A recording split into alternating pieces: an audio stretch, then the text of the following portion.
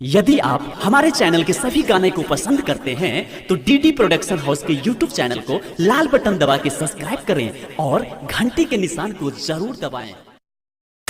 Presented by DD production house Sakri. DJ पर नाची गोरी कमर हिला मिल तो बतार कर भंगा जिला। डीजे पर नाची गोरी कमर हिला मिल तो बतार कर भंगा जिला। डीजे पर नाच गोरी कमर हिला मिल तो भतार दर भंगा जिला।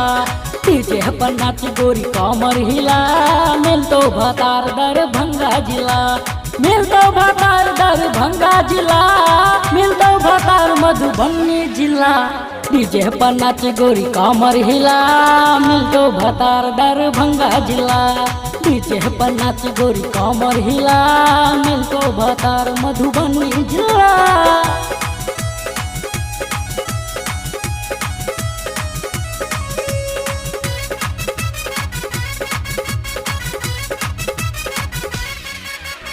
डीजे पर नाची गोरी कमर हिला मिल तो बतार कर भंगा जिला। डीजे पर नाची गोरी कमर हिला मिल तो बतार कर भंगा जिला। हगे नाचे तू एहम दिखा समियाना में गर्दा उड़ा। हगे कोई न ओरनी हटा लेना सीना से हमरा सट्टा। सीना से हमरा सट्टा। हगे नाचे तू एहम दिखा समियाना में गर्दा उड़ा। हगे कोई न ओरनी हटा लेना सीना से हमरा सट्टा। लखर के छौरा दे तो पानी पिला मिल तो भतार निक धुंसा जिला। डीजे पर नाच गोरी कमर हिला मिल तो भतार दर भंगा जिला। मिल तो भतार दर भंगा जिला, मिल तो भतार मधुबनी जिला। डीजे पर नाच गोरी कमर हिला मिल तो भतार दर भंगा जिला। डीजे पर नाच गोरी कमर हिला मिल तो भतार मधुबनी जिला।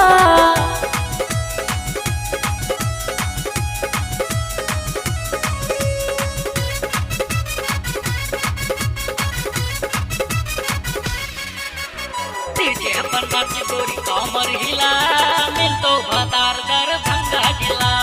डीजे पर नाची गोरी कमर हिला मिल तो भतार कर भंगा जिला। जवानी के चटनी चिखा होठ लाली से रस पिया। हगे न जो मधुबनी जिला ठोको किशोर जी मोटका किला। किशोर जी मोटका किला। जवानी के चटनी चिखा होठ लाली से रस पिया। है जो मधुबनी जिला ठोको किशोर जी मोटका किला। छौरा ललित दे तो पुल्ली पिला मिल तो भतार मधुबनी जिला। डीजे पर नाच गोरी कमर हिला मिल तो भतार दर भंगा जिला। मिल तो भतार दर भंगा जिला, मिल तो भतार मधुबनी जिला। डीजे पर नाच गोरी कमर हिला मिल तो भतार दर भंगा जिला। डीजे पर नाच गोरी कमर हिला मिल तो भतार मधुबनी जिला। Recording by DD production house Sakri 97 084 45 722।